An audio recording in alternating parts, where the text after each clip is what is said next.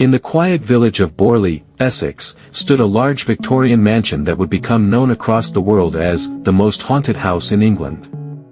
This was Borley Rectory, a sprawling, brick-built home constructed in 1862 for the Reverend Henry Bull and his family. At first glance, it seemed like a typical rectory. But soon, its reputation would grow dark and terrifying.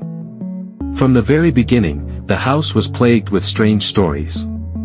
Local legends claimed that long before the rectory was built, the land itself was cursed. Villagers whispered of a medieval tragedy, a young nun who fell in love with a monk from a nearby monastery. The two lovers planned to run away together. But when they were discovered, the monk was executed, and the nun was said to have been bricked alive into the convent walls. Her restless spirit, some believed, still wandered the grounds of Borley. Not long after the Bull family moved in, sightings began. The Reverend's daughters reported seeing a spectral nun walking silently across the garden, her head bowed in sorrow. Servants spoke of footsteps echoing in empty hallways, whispers in rooms where no one stood, and bells ringing by themselves. Objects would vanish only to reappear in strange places. The hauntings became so frequent that the Bull children nicknamed the apparition the Nun of Borley. Even after Reverend Henry Bull died, the activity did not stop. His son, Harry Bull, inherited the rectory and continued to live there. He too claimed to witness the nun, along with phantom carriages rolling down the lane, drawn by ghostly horses that never left hoofprints. For decades, Borley Rectory became known locally as a place of dread. When Harry Bull died in 1927, the house stood empty for a short time. Then in 1929, Reverend Guy Smith and his wife moved in. Within days, Mrs. Smith discovered something chilling, a skull, hidden inside a paper bag in the cupboard. Soon after, she began hearing unexplained footsteps, and lights would flicker in empty rooms. Frightened, the Smiths contacted the newspaper Daily Mirror for help. The paper sent a reporter, and with him came a man who would become forever tied to Borley Rectory, the psychic investigator Harry Price. Harry Price's arrival marked a turning point. Almost immediately, the activity intensified.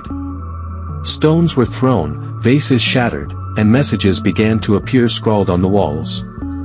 Some of these writings seemed to plead for help.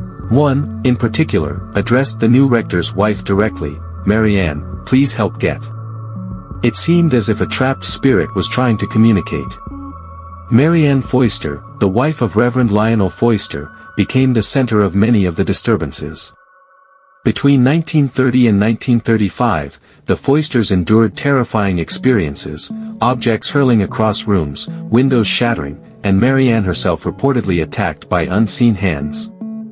Reverend Foyster attempted to perform exorcisms, but they failed. At one point, mysterious writings appeared on walls and slips of paper, begging for prayers, forgiveness, and release. By 1937, Harry Price leased the rectory himself for a year-long investigation. He brought in a team of researchers and mediums to study the phenomena. They reported ghostly apparitions, cold spots, moving objects, and strange whispers. During seances, mediums claimed the nun's spirit revealed her name, Marie Lair, the nun who centuries earlier had been entombed alive for forbidden love. The final chapter came in 1939, when Borley Rectory was destroyed by fire. The blaze gutted the building, leaving only charred ruins.